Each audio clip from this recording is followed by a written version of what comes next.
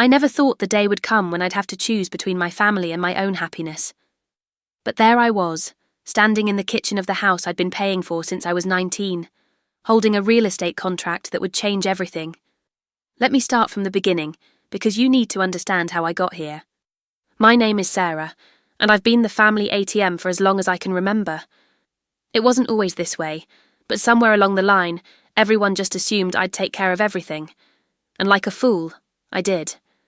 Growing up in our small Ohio town, it was crystal clear that my younger brother Michael was the golden child. Mum would light up when he walked into the room, her entire face transforming from tired housewife to proud mother. Dad would brag about Michael's potential to anyone who'd listen at the hardware store, at church, even to strangers at the grocery store. Michael was going to be a doctor, a lawyer, maybe even president someday. Me? I was just Sarah, the responsible one, the one who kept everything running smoothly while everyone else chased their dreams. The dynamics were set early. When Michael broke something, it was an accident. When I broke something, it was carelessness. When Michael got bad grades, he just needed more support and encouragement. When I got bad grades, I wasn't trying hard enough. When Michael wanted something, the whole family would brainstorm ways to make it happen. When I wanted something, I was told to be more realistic. I remember being 12 years old, watching Mum fuss over Michael's science fair project while I sat at the kitchen table doing my homework alone. She spent hours helping him build a volcano, buying special paint, driving to 3 different stores to find the right kind of baking soda. Meanwhile, I was struggling with algebra, and when I asked for help, she told me to figure it out myself because I was the smart one. That was the family narrative. Sarah can handle it. Sarah will figure it out. Sarah doesn't need as much attention because she's naturally responsible.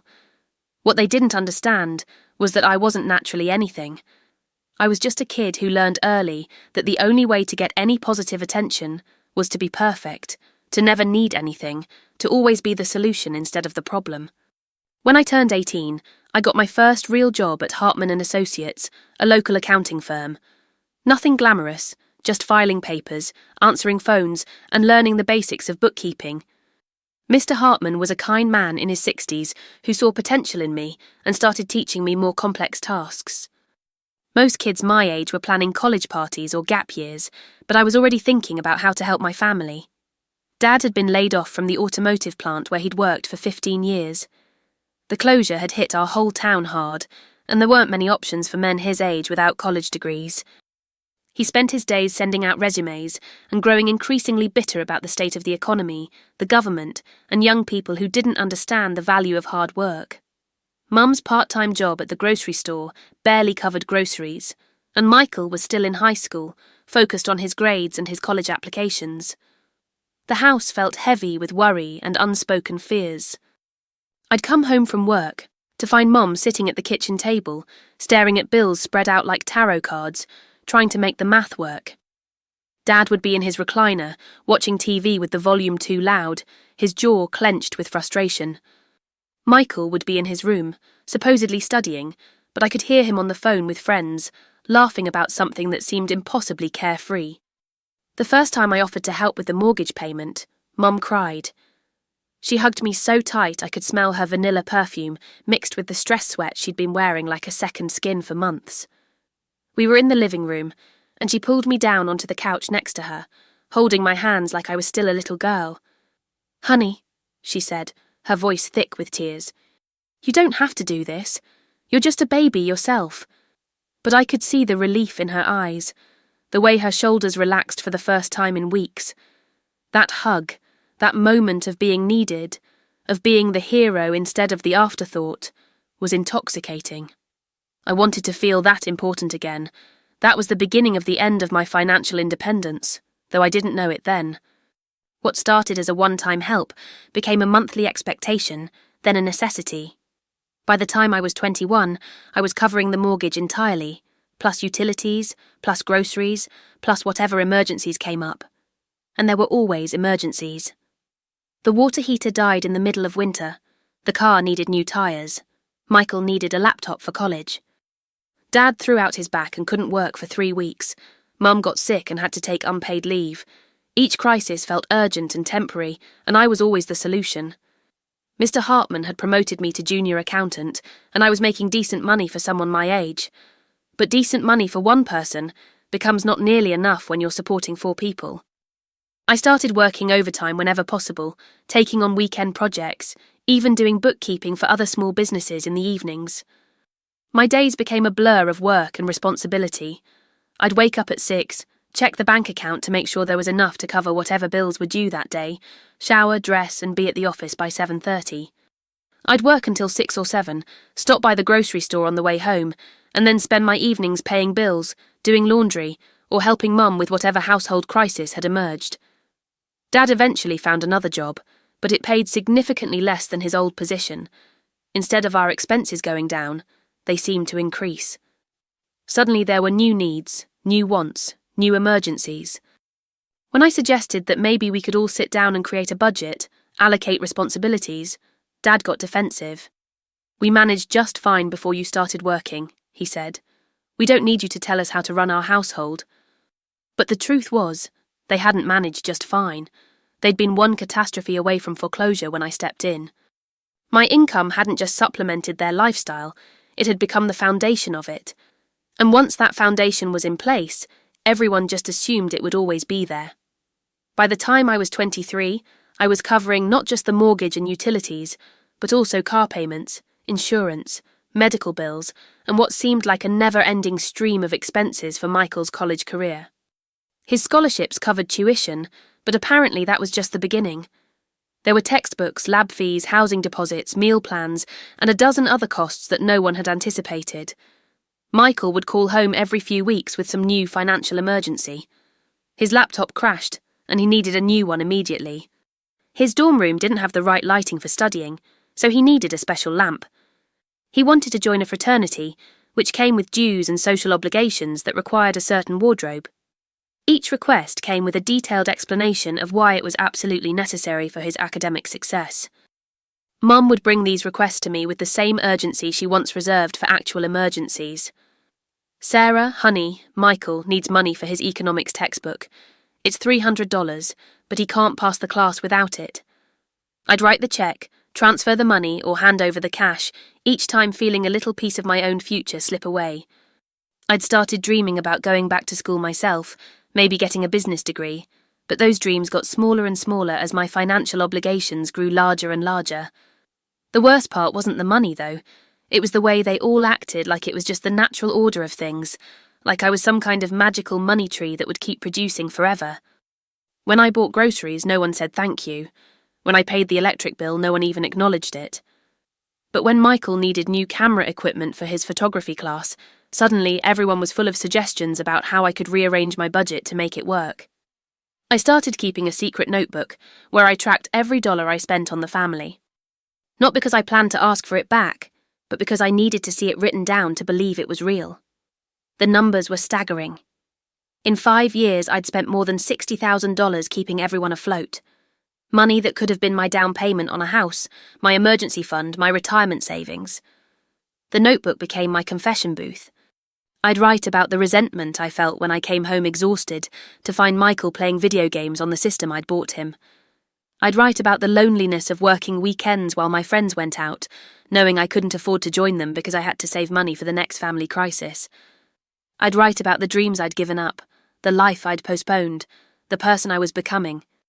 Because I was becoming someone I didn't recognize, someone bitter and tired and angry, someone who flinched when the phone rang because it might be another request for money, someone who avoided making plans because I never knew when I'd need to cancel them for a family emergency. My social life had evaporated, friends stopped inviting me places because I always had an excuse. I couldn't afford to go out to dinner, couldn't afford to take vacation days, couldn't afford to buy new clothes or get my hair done or do any of the things that normal 20-something women did. I was living like a monk, denying myself every pleasure and luxury, while my family lived comfortably on my sacrifice. The irony wasn't lost on me. I was surrounded by people who loved me, who depended on me, who needed me desperately, but I'd never felt more alone in my life. Michael graduated with a business degree when I was 25. I took a personal day from work to attend his ceremony, sitting in the hot gymnasium watching him walk across the stage in the cap and gown I'd helped pay for. I felt proud and hollow at the same time. Proud because he'd achieved something significant, hollow because I knew this was just the beginning of a new phase of financial dependence. Instead of getting a job, Michael decided he needed to pursue his passion for photography. He moved back home to build his portfolio, which meant I was now supporting a college graduate who spent his days taking pictures of sunsets and abandoned buildings. His room became a makeshift studio, filled with expensive equipment that I'd somehow ended up financing. When I suggested he might want to get a part-time job to help with expenses, Mum looked at me like I'd suggested he sell his soul. We were standing in the kitchen, and she was making his favourite dinner, pot roast with all the fixings. "That's my Michael," she said, stroking his hair like he was still 12. "He's an artist. He needs time to develop his craft.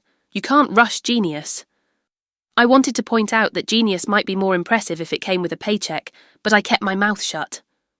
By then, I'd learned that any criticism of Michael's choices was seen as an attack on the family itself. Meanwhile, I was working 60-hour weeks, pulling double shifts whenever I could, just to keep everyone afloat. I'd come home exhausted, my feet aching from standing all day, and find Michael sprawled on the couch I'd bought, editing photos on the laptop I'd purchased for him, eating takeout I'd paid for. He'd look up when I walked in, smile distractedly, and return to his art. The house itself had become a shrine to my financial contribution. The furniture, the appliances, the decorations, even the paint on the walls. I'd paid for all of it. But it didn't feel like mine. It felt like a museum I was paying to maintain, full of beautiful things that belonged to other people. My bedroom was the only space that felt remotely personal, and even that was sparse. I'd spent so much money on everyone else's comfort that I'd never invested in my own. My mattress was old and lumpy, my dresser was the same one I'd had since high school, and my walls were bare because I couldn't afford art after buying camera equipment for Michael. I started having dreams about escaping, not dramatic dreams about running away to Paris or anything like that. Simple dreams about having my own space, my own kitchen where I could cook meals just for me, my own living room where I could watch whatever I wanted on TV without having to negotiate with 3 other people. I'd wake up from these dreams feeling guilty, like wanting my own life was somehow selfish. The guilt was the worst part. I'd been raised to believe that family came first, that sacrifice was noble, that putting others' needs before your own was what good people did. But I was starting to wonder if there was a difference between being good and being a doormat. I was starting to question whether my sacrifice was actually helping anyone, or if it was just enabling them to avoid growing up and taking responsibility for their own lives. I started seeing a therapist. Dr. Martinez was a woman in her 50s who specialised in family dynamics and codependency. The first time I sat in her office, trying to explain my situation, I kept minimising it, making excuses, defending my family's behaviour. "They're not bad people," I insisted. "They're just struggling. They need help." Dr. Martinez listened patiently, then asked a question that stopped me cold. "When was the last time someone in your family asked how you were doing?" I sat there in silence, trying to remember. Not how I was doing financially, not whether I could cover some expense, but how I was doing as a person. When was the last time anyone had asked about my dreams, my goals, my feelings, my life outside of my role as the family provider? I couldn't remember. That's when I started to understand that I wasn't just financially supporting my family. I was emotionally supporting them too, absorbing their stress, their disappointments, their fears, without anyone ever thinking to ask what I needed in return. I was the family's emotional dumping ground as well as their ATM. Dr. Martinez helped me understand that my family's dependence on me wasn't just financial, it was psychological. By always being the solution, I'd become enabler. By never saying no, I'd taught them that they didn't have to be responsible for their own lives. By sacrificing my own needs, I'd created a dynamic where my needs didn't matter. The therapy sessions were painful. I had to confront the fact that I'd been complicit in creating this situation. Yes, my family had taken advantage of my generosity, but I'd also allowed it to happen. I'd trained them to see me as the person who would always fix everything, always pay for everything, always be available for whatever they needed. But I also had to confront the fact that I'd been getting something out of the arrangement too. Being needed felt better than being ignored. Being the hero felt better than being the afterthought. Even negative attention was better than no attention at all. Dr. Martinez helped me see that my family's love for me had become conditional on my financial contribution. They appreciated me when I was useful, but they didn't see me as a person with my own needs and dreams. I was a function, not a daughter or sister. The turning point came on my 28th birthday. I'd been hoping for a quiet celebration, maybe dinner at that Italian restaurant downtown that I'd been wanting to try for years. I'd even made a reservation, thinking that maybe, just this once, my family would prioritise me. Instead, I came home to find the house full of Michael's photography friends, celebrating his latest exhibition at a local coffee shop. My birthday had been forgotten entirely, overshadowed by his artistic achievements. The living room was crowded with people I barely knew, all of them drinking wine and eating cheese and crackers that I'd unknowingly paid for. I stood in the doorway, watching these strangers celebrate in my house, eating my food, drinking my wine, and I felt something inside me break. Not dramatically, not violently, but quietly, like a thread that had been pulled too tight for too long finally snapping. Michael was in the centre of it all, glowing with pride and attention. He was showing off his latest photographs, talking about his artistic vision, accepting congratulations from his admirers. Mum was flitting around, playing hostess, making sure everyone had what they needed. Dad was holding court by the fireplace, telling stories about Michael's childhood, about how they'd always known he was special. No one even noticed I was there. I set down my purse and walked through the crowd to the kitchen, where I found Mom arranging more cheese on a platter. She looked up when I entered, smiled brightly and said, "Oh good, you're home. Could you run to the store and get more wine? We're running low. Not happy birthday, Sarah. Not, we're sorry we forgot. Just another request for me to solve another problem." I looked at her. This woman who had raised me, who had taught me to be generous and selfless, and I felt nothing but exhaustion. "I'm tired, Mum," I said. "I'm going to bed." "But what about the wine?" she called after me. I didn't answer. I walked upstairs to my room, closed the door, and sat on my bed in the dark, listening to the sounds of celebration below. Michael's friends were laughing. Mum was telling them stories about his childhood. Dad was making jokes about artistic temperament. They were having a wonderful time, and I might as well have been invisible. That night, after everyone had gone home and the house was quiet, I sat at my kitchen table with my laptop and started looking at real estate listings. I told myself I was just browsing, just fantasizing. But something had shifted inside me. For the first time in almost a decade, I was thinking about what I wanted, not what everyone else needed. I spent hours scrolling through listings, looking at pictures of houses that could be mine. Small houses, big houses, old houses, new houses. Each one represented a possibility, a different life, a chance to be something other than the family's perpetual caretaker. I found it 3 weeks later. A small craftsman house about 20 minutes from where I was living, with original hardwood floors and a kitchen that got perfect morning light. The listing photos showed a cosy living room with a fireplace, a bedroom with built-in bookshelves, and a small backyard garden. It needed some work, but it was solid and it was in my price range. I'd been saving money for years, not for any particular purpose, but out of habit. While I was supporting my family, I was also living like a monk myself, denying myself every luxury and pleasure. I'd accumulated a significant savings account without really trying, money that had been sitting there earning interest, while I convinced myself I couldn't afford anything for myself. I called the listing agent that afternoon. Her name was Janet, and she was a cheerful woman in her 40s who specialised in helping first-time buyers. She met me at the house the next day, and the moment I walked through the front door, I knew I was home. The house felt solid and peaceful. The hardwood floors creaked pleasantly under my feet.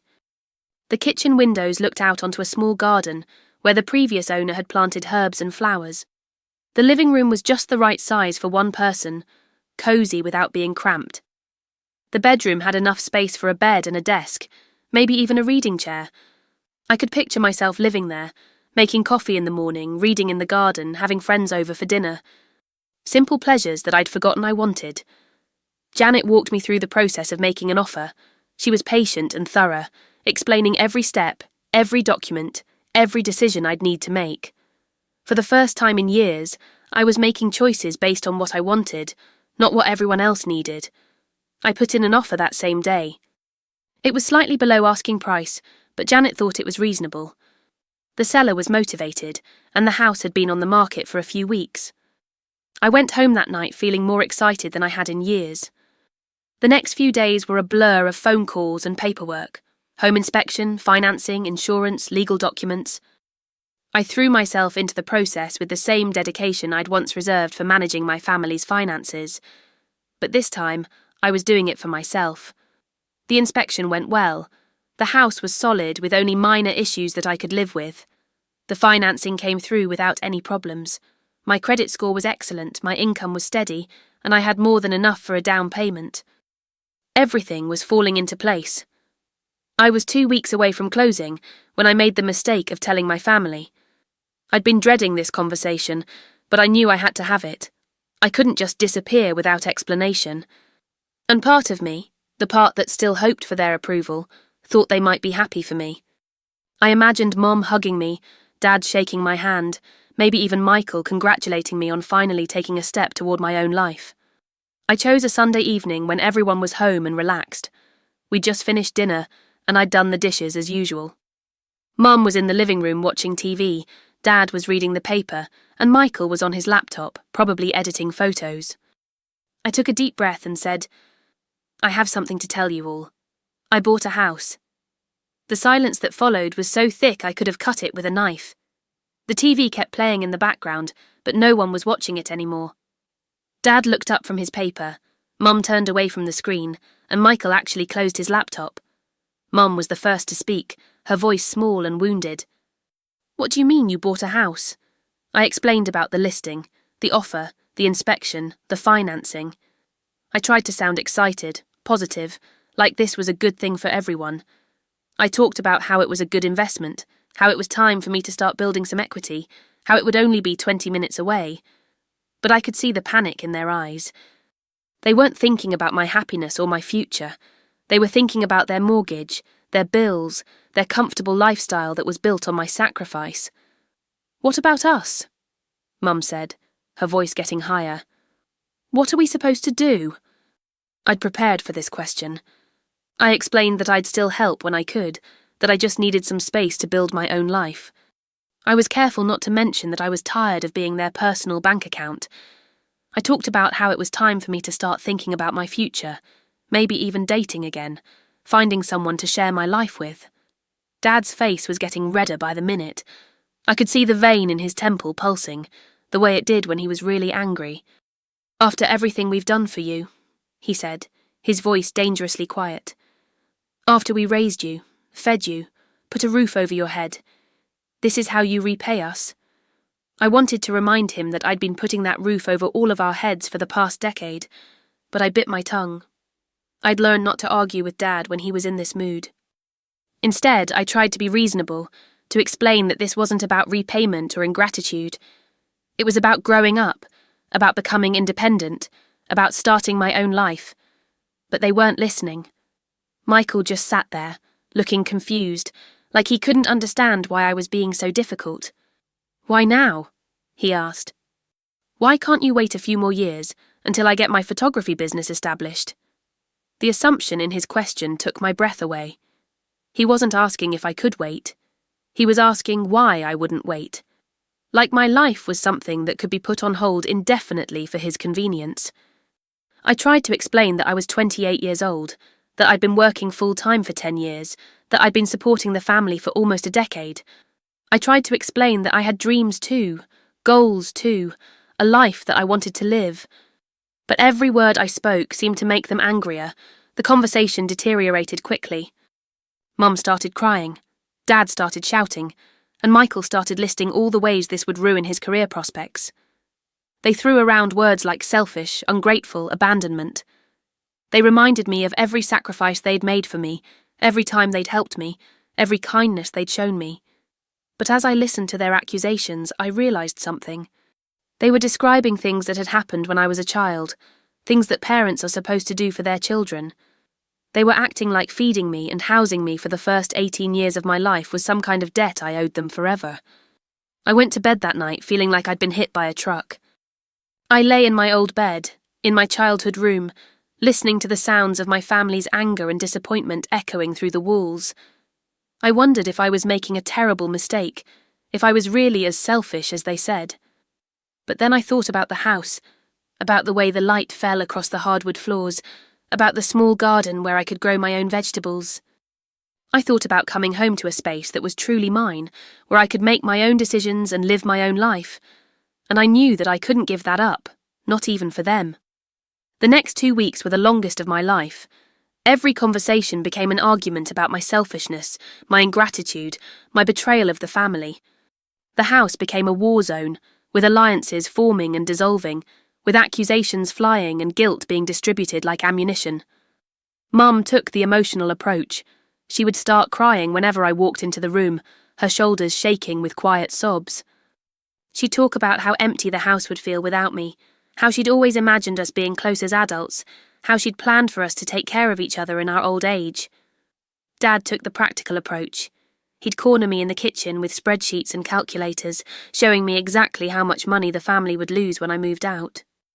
He'd talk about the mortgage payments, the utility bills, the car insurance, the dozens of expenses that I'd been covering. He'd ask me how I expected them to survive without my income, as if their survival was my responsibility. Michael took the guilt approach. He'd sit with me on the porch in the evenings, talking about how this would affect his career, his future, his dreams. He'd remind me of all the times I'd said I wanted to help him succeed, all the promises I'd made about supporting his artistic vision. He'd ask me if his dreams didn't matter to me anymore, if I was really willing to destroy his future for my own selfish desires. They tried everything to make me change my mind. First came the guilt trips about family loyalty and sticking together through thick and thin. Then came the practical arguments about financial responsibility and thinking about others. Then came the emotional manipulation about love and sacrifice and what family really meant. When none of that worked, they got creative. Mum suddenly developed mysterious health problems that seemed to flare up whenever I mentioned the house. She'd get dizzy spells, chest pains, headaches that kept her in bed for days. Dad started talking about how old and fragile he was feeling, how he didn't know how many more years he had left, how he'd always hoped to see his family stay together. Michael, who had never shown any interest in contributing to household expenses, suddenly became very concerned about the family's financial stability. He started researching ways to increase his income, talking about maybe getting a part-time job, suggesting that we all sit down and create a budget together. But I could see through all of it. The health problems that only appeared when I was around, the sudden interest in family finances, the tearful conversations about love and loyalty. They were trying to manipulate me into staying, into continuing to be their financial safety net. The worst part was how they made me feel like a monster for wanting something for myself.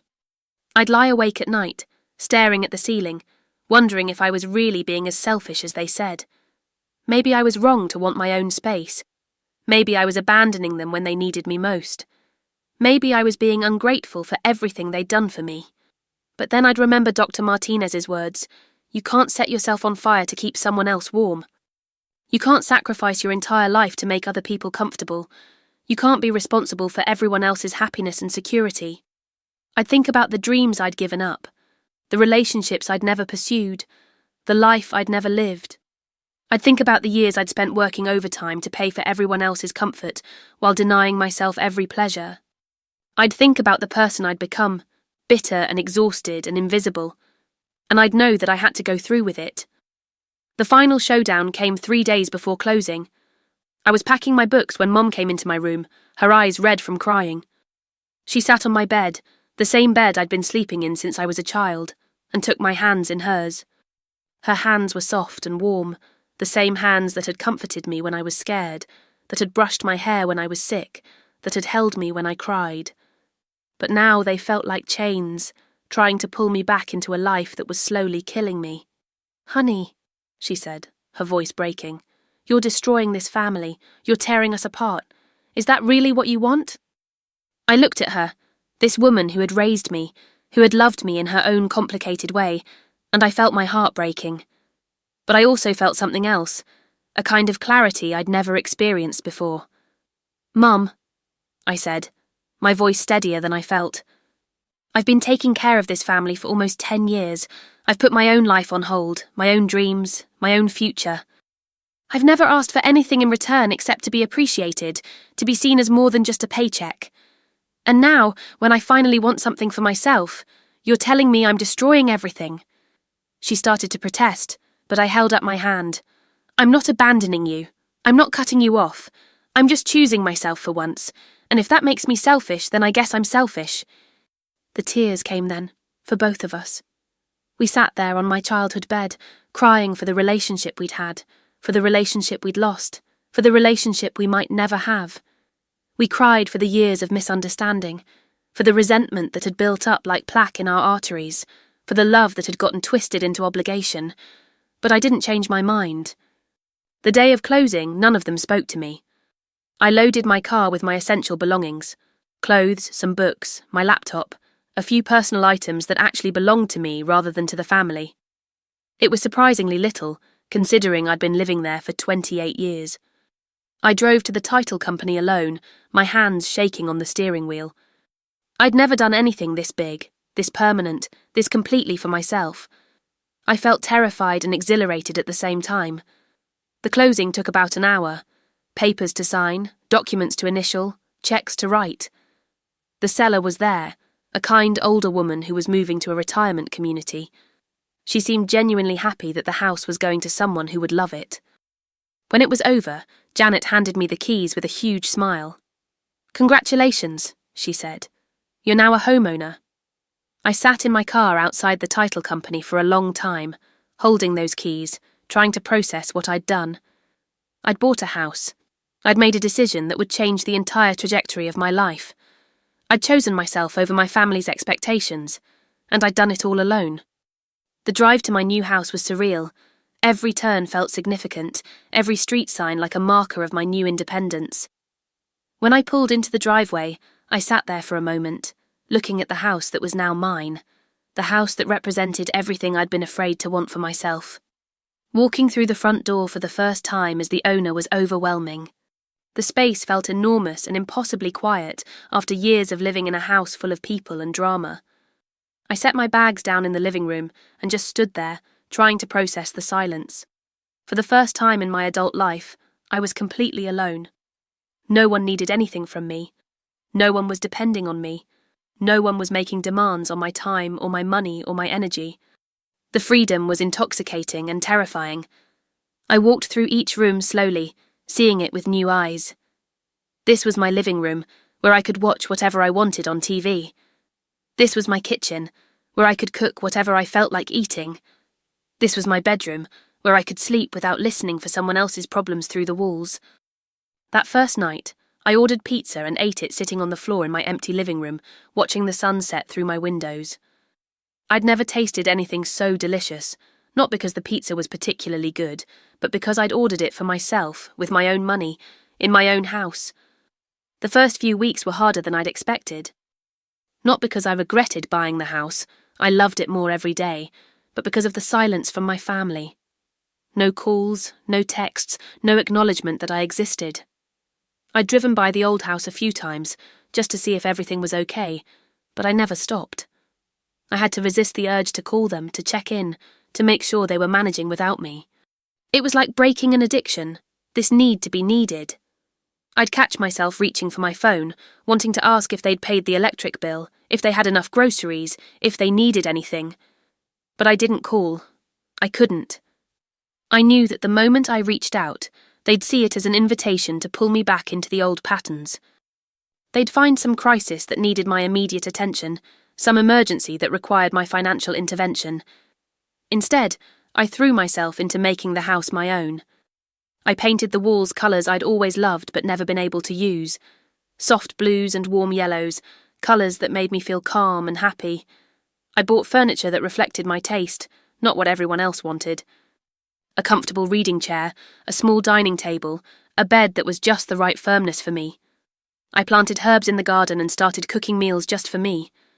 Simple meals, but meals that I chose based on what I wanted to eat, not what everyone else would tolerate. I discovered that I loved cooking when I wasn't doing it out of obligation. Slowly, I began to remember who I was underneath all those years of being the responsible one. I liked quiet mornings with coffee and books. I liked having fresh flowers in the house. I liked being able to take a bath without someone pounding on the door, needing something urgently. I started dating again.